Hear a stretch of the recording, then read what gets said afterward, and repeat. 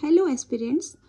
So today we are going to discuss about the Vedic age. In the previous videos we have discussed about Buddhism, Jainism and Stone Age. Now we are going to discuss about the Vedic age. So as we all know that कि जो Harappan culture था वो हमारा decline हो गया 1500 BC में, और उसका माना जाता है one of the main reason is invasion of Aryans. And according to the theory given by Max Muller, Aryans came from the Central Asia and entered through the northwest India through the Khyber Pass. Okay, entered to the northwest India through the Khyber Pass in the Hindu Kush mountain range. Now Arya का जो literal meaning है वो है Nobel. Okay, सो उनको Nobel person की तरह define किया गया है यहाँ पर. और जो उनकी अर्ली लाइफ थी वो एज ए पास्टोरल थी. ओके, देन पेस्टोरल मतलब जो घुमंतु हैं, ओके, जिन्होंने एक जगह से दूसरी जगह जाके बसना शुरू किया, और उन्होंने लेटर उनका जो है एग्रीकल्चर जो है वो एक सेकेंडरी ऑक्यूपेशन की तरह उन्होंने अपनी इकोनॉमिक जो है वो सेटल की.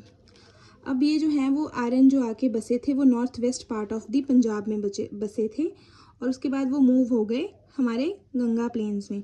तो गंगा प्लेन्स आपको पता है थोड़ा सा मतलब बहुत ज़्यादा ये फर्टाइल रीजन है, तो यहाँ पे एग्रीकल्चर बेस्ड इकोनॉमी है, बहुत ज़्यादा बूस्ट हो सकती थी. तो उन्होंने गंगा प्लेन्स में आकर अपने घर बसाए, मतलब उन्होंने वहाँ रहना शुरू कर दिया. उसके बाद है उन्होंने स्टार्टिंग में जो है वो नोमैडिक लाइफ जीते थे वो, और पास्चर्स मतलब कि जैसे जो ग्रास लैंड्स होते हैं ना, पास्चर लैंड्स, उनकी तलाश में रहते थे, अपने घुमक्कड़ थे और अपने जो उनके पशु थे उनको चराते थे. तो लेकिन बाद में उन्होंने जब नॉर्थ इंडिया को ऑक्यूपाई किया उसके बाद उन्होंने गंगा प्लेन्स में शिफ्ट किया. उसके बाद जब है 6th सेंचुरी BC में उन्होंने नॉर्थ इंडिया को ऑक्यूपाई कर लिया था पूरा, ठीक है. और इस पूरे रीजन को आर्यव्रत कहा जाता था. क्या कहा जाता था? Aryavrat. Now talking about the Vedic period, it's from 1500 BC to 600 BC. Then this is also divided into two parts, that is your Rigvedic और early Vedic period and later Vedic period. ठीक है, तो अर्ली वैदिक period जो है वो 1500 BC से 1000 BC, और यहाँ पे लेटर वैदिक पीरियड है 1000 BC से 600 BC. ऋग्वेदिक पीरियड इसलिए कहा जाता है क्योंकि यहाँ पे जो है वो ऋग्वेद की रचना की गई थी. सबसे पुराना वेद है जो ये ऋग्वेद है, तो इसकी रचना हुई थी हमारी ऋग्वेदिक पीरियड में. और लेटर वैदिक तक आते आते सारे जो हैं वो वेद और पुराण जो है वो लिखे जा चुके थे. देखो यहाँ लिखा है ना, Rigveda were composed and other Vedas were composed. Okay, तो ये फ़र्क है दोनों में, और इनकी ट्रांसफॉर्मेशंस भी आई हैं, वो मैं आपको अगले मतलब थोड़ी देर में बताऊँगी. ग्रुप ऑफ आर्यंस जो हैं वो जब आके यहाँ पे बसे तो उन्होंने वहाँ की जो लोकल ट्राइब्स थी उनके साथ जो है वो लड़ाई करना शुरू किया, उनके साथ कॉन्फ्लिक्ट आए उनके. तो उन्होंने द्रविडियंस के साथ पहले जो है वो कॉन्फ्लिक्ट अपना किया, फॉट अगेंस्ट द्रविडियंस, और उनको पुश कर दिया हमारा टुवर्ड्स साउथ इंडिया. तो साउथ इंडिया में जो द्रविडियंस हैं वो बसे हैं, तो माना जाता है कि आर्यंस ने वहाँ से उनको भगा दिया था और वो साउथ इंडिया में जाके बस गए. सेकंड जो कॉन्फ्लिक्ट आता है वो एक ट्राइब आती है, उसका नाम है दस और दस्यूज. ओके, दास और दस्यूज. तो जो इनके साथ जो है इनका सीधा सीधा कॉन्फ्लिक्ट हमें देखने को मिलता है. अब यहाँ पे एक बहुत फेमस बैटल है, बैटल ऑफ 10 किंग्स और द 10 रांजन युद्ध. 10 राजन युद्ध जो है वो, उसमें जो ट्राइब का जो राजा था ना वो था हमारा सुदास, और जो आर्यंस थे वो हमारे 10 ट्राइब्स थे, मतलब 10 राजन जो थे वो मिलकर एक किंग के खिलाफ लड़ाई कर रहे थे. That is your king Sudas and your 10 tribes और किंग्स. उसके बाद जो है जो सुदास था वो इस वाले युद्ध में जो है वो जीत जाता है. ठीक है, तो किंग सुदास की जो है वो विक्ट्री होती है. और जो सुदास था वो कौन सी ट्राइब से बिलोंग करता था? भारत. ओके, भारत ट्राइब से ये बिलोंग करता था. और यहाँ पर जो है वो जो हमारे 10 किंग्स थे उनकी जो ट्राइब्स हैं वो कौन कौन सी हैं? पुरु, यदु, तुर्वासा, अनु, और यहाँ पे है ये द्रुह्यो. ओके, और यहाँ पर और हैं अहिना, पक्था, बहलनास, शिवा और विशेनिन. तो ये जो है वो आर्यन ट्राइब्स हैं और ये जो है वो नॉन आर्यन ट्राइब्स हैं। तो ये आपस में दोनों मिलके 10 ट्राइब्स बनती हैं और इन 10 के 10 ट्राइब्स ने हमारे किंग मतलब युद्ध किया था किंग सुदास के साथ, जिसमें कि जो किंग सुदास है वो जीत गए थे। उसके बाद जब हम इनकी सिविलाइजेशन की बात करते हैं तो दीज वर आर्यंस, और आर्यंस जो है वो सप्त सिंधु वाले एरिया में आके बसे, that is your land of 7 rivers, Sindhu, Vipasha, Vitasta, Purushni, Askani, Shutudri और सरस्वती।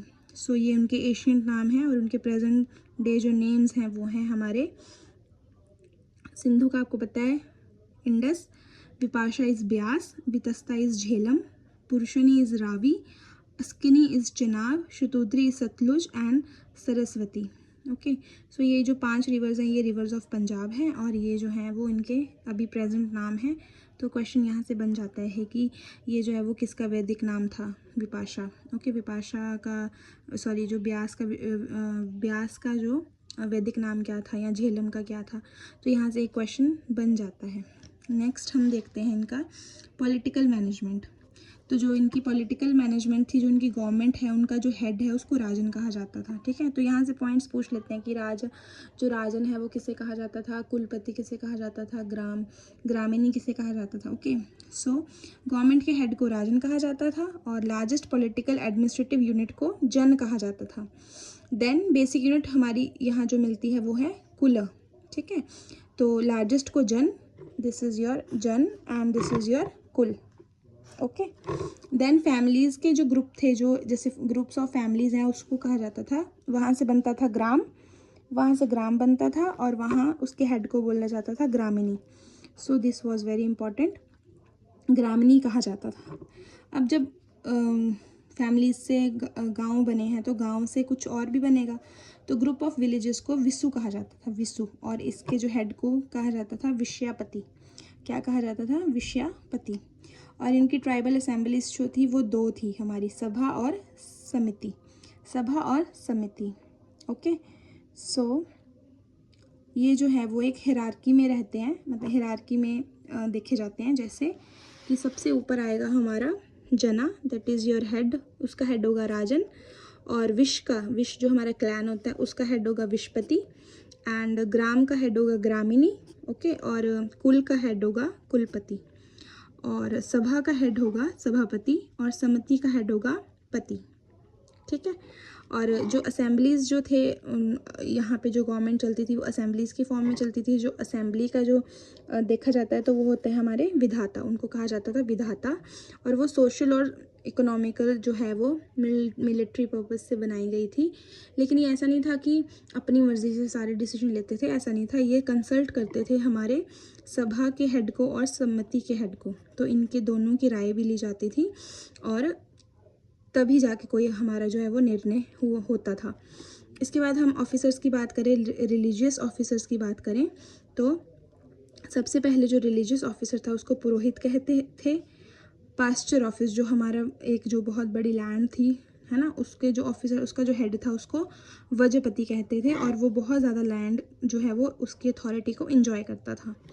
पुलिस के हेड को उग्र कहते थे, और सेनानी होता था हमारा जर्नल ऑफ आर्मी, तो आर्मी के जो जर्नल थे उसको बोलते थे सेनानी।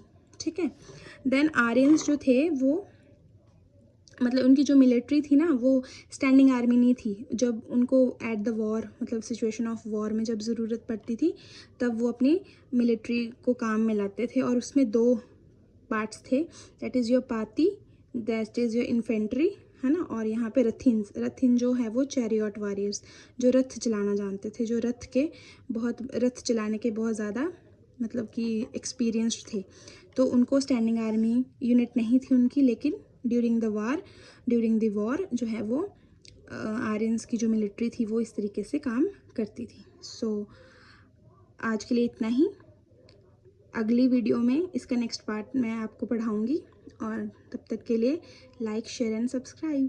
Thank you.